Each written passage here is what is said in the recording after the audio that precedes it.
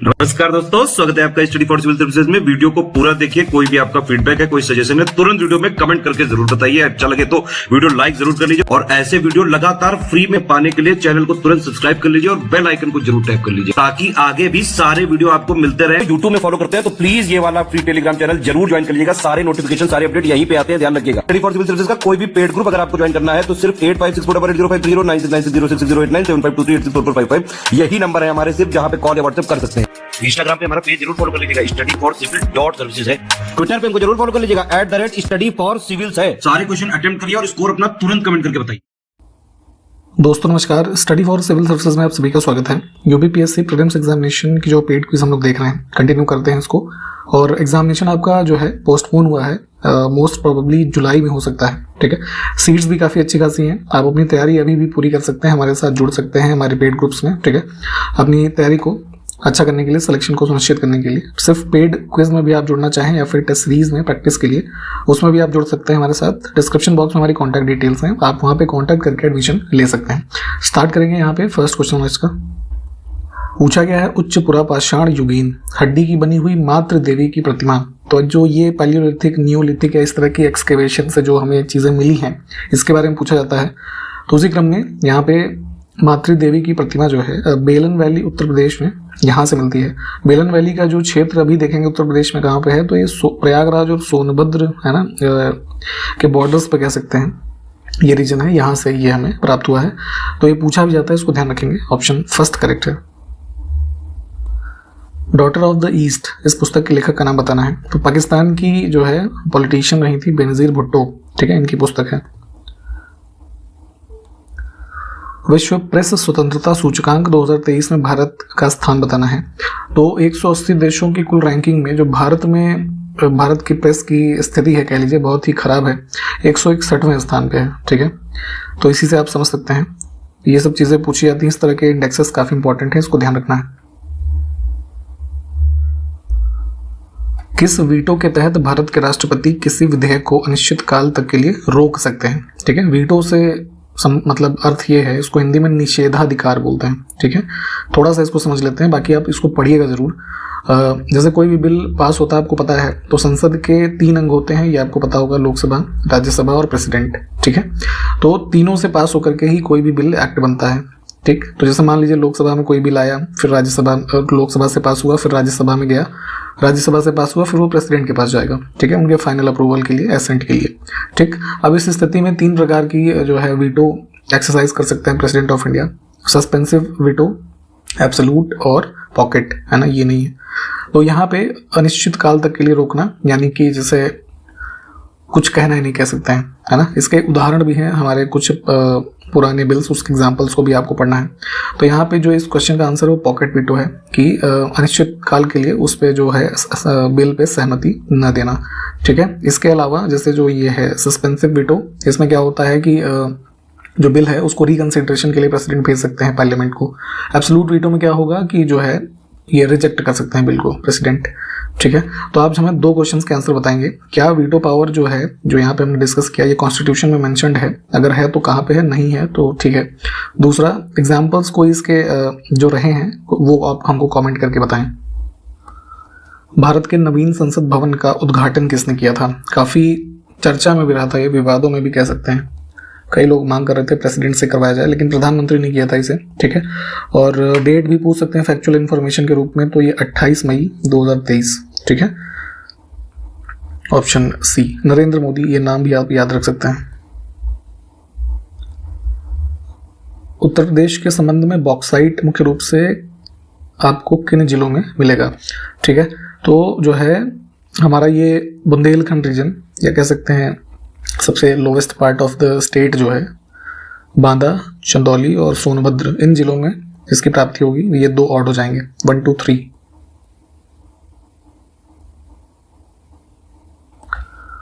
अगला है, कौन सा युग में इसमें सुमेलित नहीं है?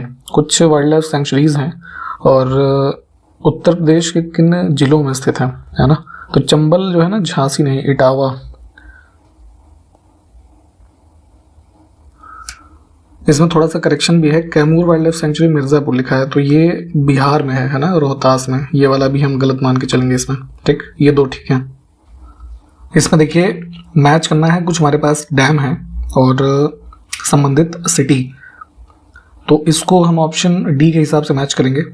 एक बार पॉज करके देख लीजिए। अगला है राजदारी और देवदारी, ये वाटरफॉल है, झरने हैं, उत्तर प्रदेश के किस जिले में स्थित हैं? तो चंद्रप्रभा वाइल्ड लाइफ सेंचुरी के बारे में हमने बताया था, कहाँ पे? चंदौली, तो वहीं पे सिचुएटेड है ये भी, है ना, ऑप्शन डी। ये वाराणसी के बगल का जिला है। इसमें कौन सा युग्म सुमेलित नहीं है? कुछ सिटीज हैं उत्तर प्रदेश की और उनसे बहने वाली नदियां, ठीक। तो अयोध्या में गंगा नदी नहीं है, यहाँ पे कौन सी है? सरयू, ठीक है। उत्तर प्रदेश सरकार के द्वारा ग्रामीण क्षेत्र के विकास के लिए उत्तर प्रदेश मातृभूमि योजना किस वर्ष में लॉन्च की गई? तो ये बेसिकली जो है ये प्राइवेट इंस्टीट्यूशंस और इंडिविजुअल्स जो कंट्रीब्यूट करना चाहते हैं रूरल डेवलपमेंट में, है ना, रूरल एरियाज के डेवलपमेंट में, उनके लिए लॉन्च किया गया था और इनके सहायता के लिए 2021 में, ठीक है। एक चीज़ ध्यान रखिएगा कि अभी उत्तर प्रदेश की जो गवर्नमेंट स्कीम्स हैं पिछले 2-3 सालों की, उसको काफ़ी अच्छे से 2-2 स्टेटमेंट या 3-3 स्टेटमेंट करके पूछा जा रहा है, तो इसकी इन डेप्थ नॉलेज भी होनी आवश्यक है। प्रीलिम्स एग्जामिनेशन में भी ये चीज़ें अच्छे से पूछी जा रही है, तो इसलिए इन चीज़ों को ध्यान से पढ़ते चला। अफगानिस्तान पर आधिपत्य के समय बाबर को किसने भारत पर आक्रमण करने के लिए निमंत्रण दिया? तो जो है लोधी डायनेस्टी में इब्राहिम लोधी के अंडर एक पंजाब का गवर्नर होता था दौलत खान, ठीक है। तो इसका काफ़ी एक तरीके से कह लीजिए इंसल्ट हुआ, है ना, इब्राहिम लोधी के शासनकाल में, तो उसी से आहत होकर के इसने बाबर को इनवाइट किया, है ना, टू अटैक इंडिया। और ये उसी के बाद आप जानते हैं मुगल डायनेस्टी की स्थापना होती है 1526 में, ठीक। तो ऑप्शन सी। 3 गोल मेज सम्मेलन हुए थे लंदन में, ठीक, तो तीनों में भाग लेने वाले कौन थे? तो भीमराव अम्बेडकर जी जो है 30, 31 और 32 तीनों में शामिल हुए थे। अगला है मंदसौर प्रशस्ति लेख का संबंध किस शासक से है? मध्य प्रदेश के रीजन में मंदसौर इंस्क्रिप्शन है और इसको जो है दशपुर इस इंस्क्रिप्शन के नाम से भी जानते हैं। कुमार गुप्त के टाइम पीरियड का है, ऑप्शन डी। दिल्ली में एक पुराना किला है, सुप्रीम कोर्ट जो भी वर्तमान में है उसी के आसपास ये स्थित है। तो इसके अंदर एक किला, एक ऊना मस्जिद का निर्माण कराया गया था। शेर शाह सूरी ने जब हुमायूं को हराया था, ठीक है, तो उसी के बाद 1541 के अराउंड जो है इसका निर्माण करवाया था, ठीक, ऑप्शन बी। अगला देखिए 1926 में गठित नौजवान सभा, इसका बेसिकली ये नौजवान सभा नहीं, नौजवान भारत सभा नाम था इसका, ठीक है। तो इसका प्रारंभिक सदस्य कौन नहीं था? तो ये बेसिकली 1926 में स्थापित की गई थी भगत सिंह के द्वारा और प्रमुख जो लीडर्स थे यशपाल, भगत सिंह, छबीलदास, इसके अलावा चंद्रशेखर आजाद, है ना, राजगुरु, एक जयपाल थे, ठीक है, ये सब थे। अंबिका चक्रवर्ती का नाम और है इसमें। अगला है दक्कन के पठार का विस्तार किस राज्य में नहीं है? तो मोस्टली साउदर्न पार्ट या वेस्टर्न साउदर्न पार्ट हम कह सकते हैं, ये दक्कन का हमारा भाग है। तो इसमें महाराष्ट्र, मध्य प्रदेश, कर्नाटक, इसके अलावा तेलंगाना, आंध्र प्रदेश, है ना, थोड़ा हिस्सा मध्य प्रदेश का भी। मैप पे इसको लोकेट कीजिएगा, राजस्थान और हो जाएगा इसमें। Protection of civil rights act ये संसद के द्वारा कब पारित किया गया था? तो ये जो है 55 में पहले पास हुआ, फिर 76 में भी जो है कुछ अमेंडेड और रीनेम हुआ था। बेसिकली ये जो अनटचेबिलिटी और उससे संबंधित पनिशमेंट वगैरह है उससे संबंधित एक्ट है, ऑप्शन फर्स्ट। सबांग बंदरगाह किस देश में स्थित है? तो सबांग पोर्ट संबंधित है इंडोनेशिया से, हो सके तो मैप पे लोकेट कीजिए इसे भी। कुछ पुरानी पुस्तकें भी पूछी जाती हैं, उसमें से एक है finance ministers of India from independence to emergency, ये बुक के राइटर का नाम बताना है। तो A.K. Bhattacharya, option C. देखिए इनमें बुक्स में बहुत ज़्यादा कुछ होता नहीं है, बस किताब का नाम और राइटर का नाम पूछ लेते हैं, तो हो सके तो याद करिए। 11 से 14 जनवरी 2024 तक इंटरनेशनल कैमल फेस्टिवल, ऊंट होते हैं, तो इनसे संबंधित उत्सव कहाँ पर आयोजित किया गया? तो राजस्थान में, ठीक है, बीकानेर। ये एक इंपॉर्टेंट क्वेश्चन है, इसको ध्यान रखेंगे।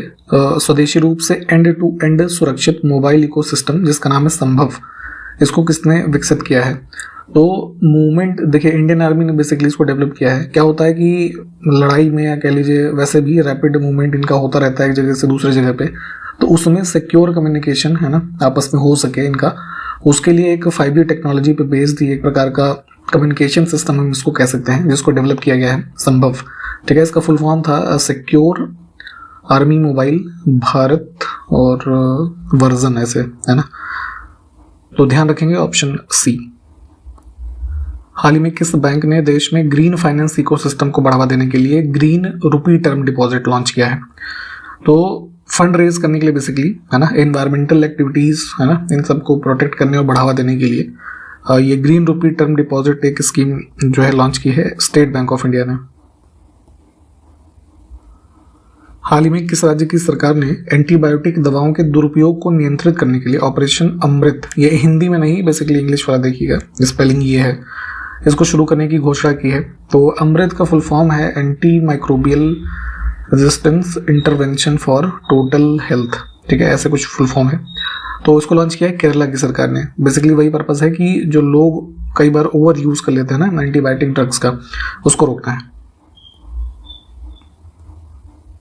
नेक्स्ट है, हाल ही में प्रसिद्ध शास्त्रीय गायिका प्रभा अत्रे, इनका निधन हुआ है जनवरी 2024। तो वह किस घराने से संबंधित? तो क्लासिकल सिंगर थी ये, और किराना घराना जो काफ़ी फेमस है, इससे संबंधित था इनका। और 2021 में इनको भी जो है पद्म विभूषण मिला था, इस वजह से भी चर्चा में थी। जनवरी 2024 में ताइवान के नए राष्ट्रपति कौन बने हैं? तो इनका नाम है लाई चिंग ते, ऑप्शन सी। काफ़ी थोड़े वैसे नाम होते हैं तो याद रखिएगा। 14 जनवरी को किस राज्य में फसल कटाई त्योहार माघ बिहू मनाया गया? जैसे नॉर्दर्न इंडिया में आप मकर संक्रांति मनाते हैं, तो वैसे ही बिहू मनाया जाता है कहाँ पे? असम में। तो बिहू के भी 2-3 टाइप होते हैं। माघ बिहू जो है ये 14 जनवरी को मनाया गया है। दीव, जो दमन दीव है हमारा, तो उसके दीव में आयोजित हुए फर्स्ट बीच गेम्स 2024 में कौन सा राज्य चैंपियन बना है? तो ये ध्यान रखेंगे कि दीव में घोघला एक बीच है ना, यहाँ पर आयोजित हुए first beach games of India, और इसमें 18 मेडल्स के साथ मध्य प्रदेश जो है ये टॉप पोजीशन पे रहा था। ठीक,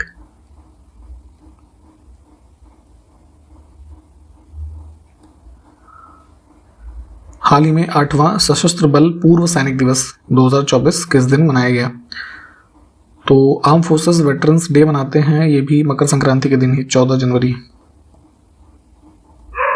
हाल ही में अमेरिकी ऊर्जा विभाग ने कैलिफोर्निया के साल्टन सागर के नीचे दुनिया के सबसे बड़े इसमें से किस मिनरल के भंडार की खोज की है? तो जो है लगभग 18 मिलियन टन के लिथियम रिजर्व्स है ना, इसकी जो है खोज की गई है। ऑप्शन सी को चुनेंगे, ध्यान रखेंगे ये इंपॉर्टेंट है।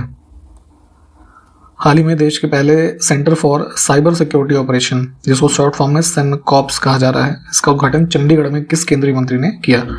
तो ये जो है होम मिनिस्टर अमित शाह।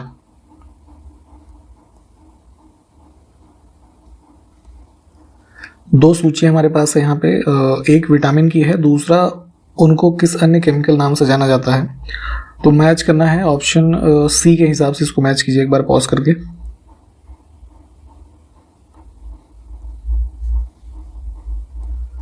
भारतीय संविधान की प्रस्तावना में कितने प्रकार के न्याय का उल्लेख है? जस्टिस। ठीक है, तो प्रियम्बल आपको देखिए वर्ड टू वर्ड याद होनी चाहिए, इससे कई सारे क्वेश्चन आपके इजीली सॉल्व हो सकते हैं, और लगभग एक क्वेश्चन तो हर साल पूछा जाता है।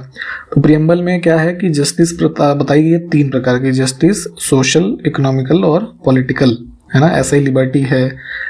तो इस तरह की चीज़ें अलग अलग जो प्रकार के हैं उसको पूछा जाता है। तो अभी जस्टिस हमें पूछा गया तो 3 को चुनेंगे, तीनों को हमने बता दिया आपको। इसमें से किस अधिनियम में गवर्नर जनरल और कमांडर इन चीफ के कार्यालय के एकीकरण की अनुमति दी गई? तो ब्रिटिश टाइम पीरियड में कई सारे जो ये एक्ट पारित हुए, इनमें अलग अलग प्रावधान हैं। उसमें से एक अमेंडिंग एक्ट था 1786 का, तो यहाँ पे यूनिफिकेशन हुआ था गवर्नर जनरल और कमांडर इन चीफ के ऑफिसेस का। ऑप्शन सी को चुनेंगे इन सभी एक्ट्स के बारे में। और यहाँ पे गवर्नमेंट ऑफ इंडिया एक्ट 1935 तक के जितने भी एक्ट हैं, इनके बारे में प्लीज़ आपको पता होना चाहिए, पढ़िएगा। प्रस्तावना को संविधान का परिचय पत्र कहकर किस प्रख्यात न्यायविद और संवैधानिक विशेषज्ञ ने संबोधित किया है ना? ये जो है N.A. पालकीवाला, नानी पालकीवाला नाम था इनका। सुप्रीम कोर्ट के जो है काफी फेमस एक लॉयर थे। Option D.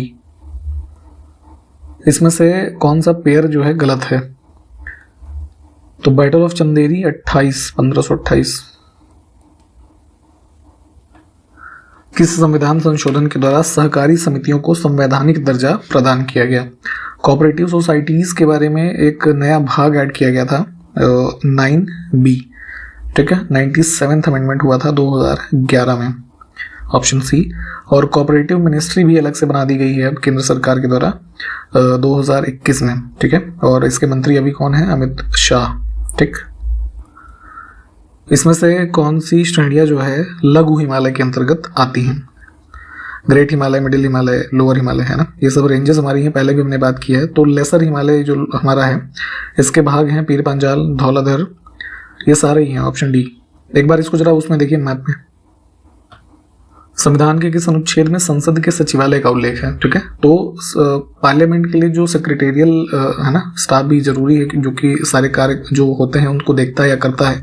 तो इसका प्रावधान किया गया है अनुच्छेद 98 में, है ना, भाग 5। भारत की संप्रभुता भारत की जनता में निहित है, यह स्पष्टीकरण संविधान के किस भाग में प्राप्त होता है? ठीक। प्रियम्बल मैंने अभी आपको ऊपर भी बताया, प्रियम्बल को याद करिए, फर्स्ट पैरा में ही आप देखेंगे, है ना। तो यहाँ पे इंश्योरिटी की जाती है ना, सॉवरेनिटी की, सेकुलरिज्म की, इन सब चीजों की। तो प्रियम्बल को ही चुनेंगे, ऑप्शन फर्स्ट। किस संविधान शास्त्री ने राज्य के नीति निर्देशक तत्वों को लक्ष्यों और आकांक्षाओं का घोषणा पत्र कहा है? हमारे संविधान में आप जानते हैं भाग 4 जो है, इसमें आर्टिकल 36 से 51 के मध्य DPSP यानी कि राज्य के नीति निर्देशक तत्वों का उल्लेख किया गया है। तो इसको, है ना, क्या कहा गया है? लक्ष्यों और आकांक्षाओं का घोषणा पत्र। तो ये बताया है KC वियर ने, काफी फेमस एक कॉन्स्टिट्यूशनल एक्सपर्ट हैं ये। संविधान के कुछ अनुच्छेद हैं और उनमें क्या प्रावधान है उसको मैच करना है। अनुच्छेद जो है ये सब फंडामेंटल राइट्स के ही हैं भाग 3 में, ठीक है। तो विकल्प डी के हिसाब से इसको मैच कीजिए, ये सही है।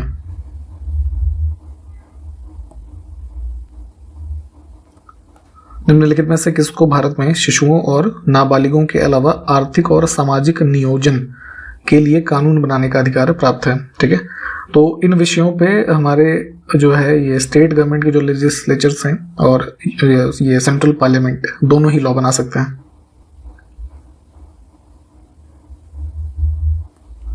भारत का कौन सा राज्य जनसंख्या की दृष्टि से दूसरा, क्योंकि पहला तो उत्तर प्रदेश ही है, ठीक है, और क्षेत्रफल की दृष्टि से तीसरे स्थान पर है 2011 के सेंसस के अनुसार, तो ये महाराष्ट्र है। इसमें देखें मैच करना है जनजाति और स्थान, ठीक। तो इसमें ऑप्शन बी के हिसाब से मैच करिए। निम्नलिखित में से कौन सा तत्व पौधों में सूक्ष्म पोषक नहीं है? देखिए पौधों के ग्रोथ के लिए लगभग 17 ऐसे एसेंशियल न्यूट्रिएंट्स हमारे हैं, है ना, जिनको पता होना चाहिए आपको। तो 2 कैटेगरी में इनको बढ़ते हैं, माइक्रो न्यूट्रिएंट्स और मैक्रो, ठीक है। तो अब माइक्रो में जो है अगर हम जैसे मेन बात करें तो आयरन, इसके अलावा मैग्नीज, ठीक है, कॉपर हो जाएगा, फिर क्लोरीन, है ना, बोरॉन, मॉलिब्डेनम, जिंक, निकल, ये सब होते हैं, ठीक। और मैक्रो में आएगा ये मैग्नीशियम, ठीक है, मैग्नीशियम हो गया, calcium, sulphur, potassium, nitrogen, hydrogen, ये सब जो है।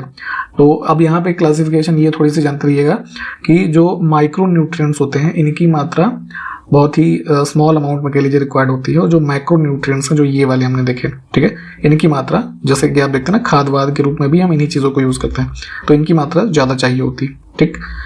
तो मैग्नीशियम आउट हो जाएगा, ठीक है, क्योंकि ये माइक्रो न्यूट्रिएंट है। अंतिम प्रश्न यहाँ पे हम आपको दे रहे हैं, इसका उत्तर जो है आप हमको कमेंट करके बताएंगे, ठीक है। सारे क्वेश्चंस को प्लीज़ देखें और मैप वाले क्वेश्चंस को मैप पे लोकेट करना है।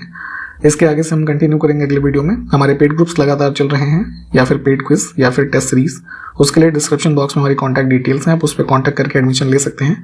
सीट्स काफ़ी ज़्यादा हैं इस बार, है ना, तो आप अपनी तैयारी इंश्योर करिए हमारे साथ जुड़ करके। कंटिन्यू करते हैं अगले वीडियो में, तब तक के लिए नमस्कार, जय हिंद।